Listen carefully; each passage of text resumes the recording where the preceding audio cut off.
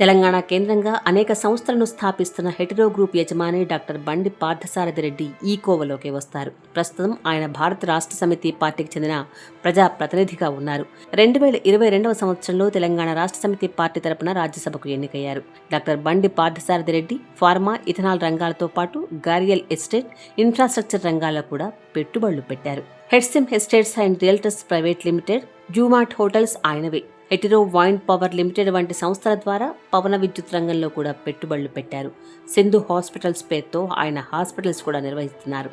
నారాయణపేట్ జిల్లా మరికల్ మండలం చిత్తనూరు గ్రామ సమీపంలో ఉన్న ethanol plant, Jurala organic farms and agro industries యాజమాన్యంలో డాక్టర్ బండి సారథి రెడ్డి కూడా ఒకరు. ఈ ఇథనాల్ కంపెనీ వ్యవసాయ ఉత్పత్తులను ముడిసరుకుగా ఉపయోగించి ఇథనాల్ ఉత్పత్తి చేస్తోంది. ఈ గ్రూప్ సుమారు 300 మెగావాట్ల పవన విద్యుత్ ప్రాజెక్టులను అభివృద్ధి చేయడానికి గతంలో ఆంధ్రప్రదేశ్లో భూములను సేకరించింది.